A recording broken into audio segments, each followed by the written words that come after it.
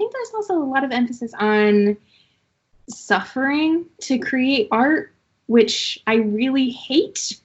The idea that you somehow have to suffer to do the work that you love. If you were in that much pain when you're writing, why are you doing it? I don't understand that. Especially if you're not on any sort of deadline and no one's quote unquote expecting the book. Just have fun with it. Just have fun. It's supposed to be fun.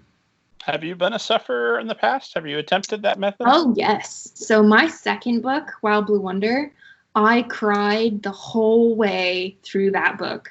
Like, it is a very sad book, and I think that that's part of it, but I was writing about grief. I was writing my grief, and I was also writing out of a place of my debut YA novel did not do very well. So, like, I mean, it did well critically. Like, people, generally speaking, liked this book, but I also started writing this book when I was 19 years old. Like, it's not the book that I would have debuted with if I knew the whole emphasis that publishing puts on debuts.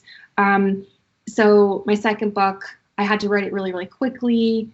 It was about a topic that I wanted to write about, but was also really heavy and really hard. And it was a lot of like emotional excavation, and also coming to terms while I was writing it with some of the reader reviews that I was getting of some people really, really liking it and other people hating it.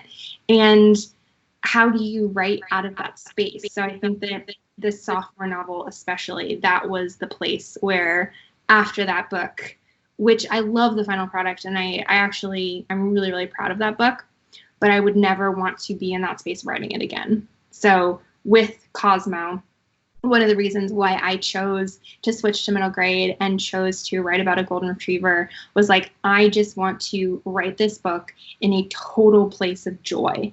Like, even when there are sad parts in the book, I was still writing them in like a loving, joyful way. I was excited to write the whole book. There was like enthusiasm behind it.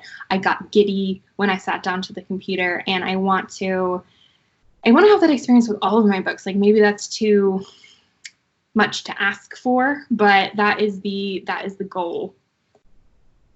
Well, I mean, it's a nice goal. I don't know if it's possible. So far, all of my books have brought me at least some joy. Yes, esteemed audience, even the one you didn't like. I enjoyed it. So hopefully that will always continue. Pivoting back to you know what? I wanted to ask you just a little bit more about right out of college, working as an editor, sitting near where T.S. Eliot once sat. How did that set you up and prepare you? What kind of perspective on publishing did that give you that you could take forward in your writing career? Yeah, I mean, the things, just the idea of, I think that the biggest thing I learned right off the bat was just how much editors play a hand in the success of a book.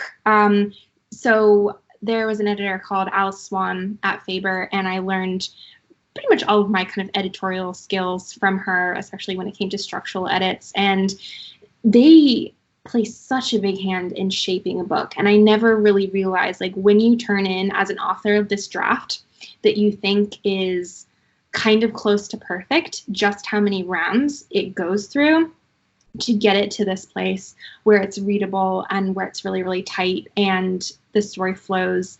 And yeah, editors are like magicians.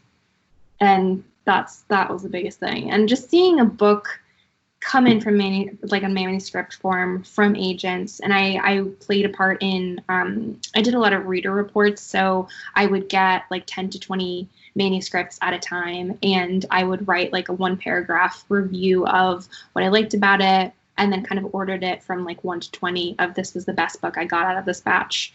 And these ones I didn't think felt like Faber. And it's not necessarily that they were quote unquote like bad books. Everything that we were getting was like a really strong submission. But there's kind of a brand at Faber. Like, it's very literary, like it's very warm, and the type of books, it's like more prize winning than kind of commercial.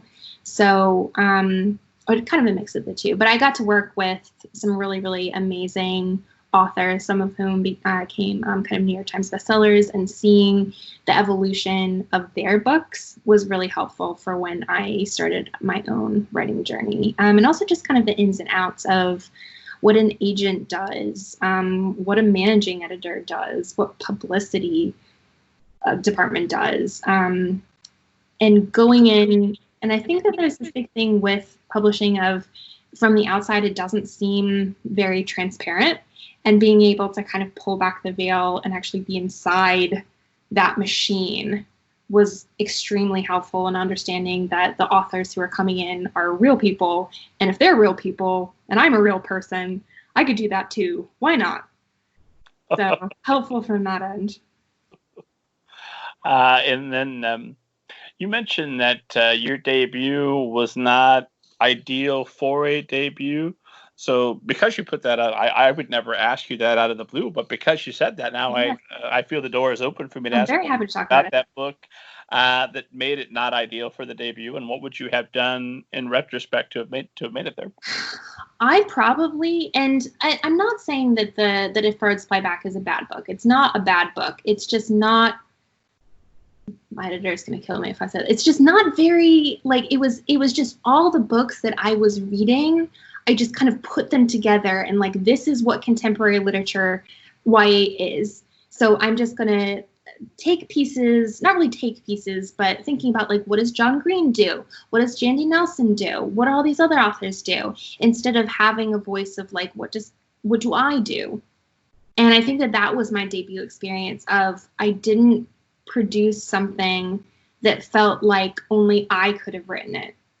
And with Wild Blue Wonder, that's something that I started to fix. And like with my middle grade, that's something that I'm really, really doing. So I also felt a lot of pressure, as I was saying, with the kind of youth component of my deadline for myself was 25. Like, I have to have a book published by the time I'm 25. That's just what I have to do. So I rushed this thing because it's like, well, all the great novelists get published by the 25. I don't know where I got this number. I don't think this is even correct. But in my mind, that was the number that I was going for. So I got my agent when I was 24. And sure enough, like, I think I was like 25 and a half when the book hit shelves. So I made that goal, but at kind of what cost to the book. Like, I didn't really take... This was the first, besides Lady of the Tree, it was the first book that I had finished at all.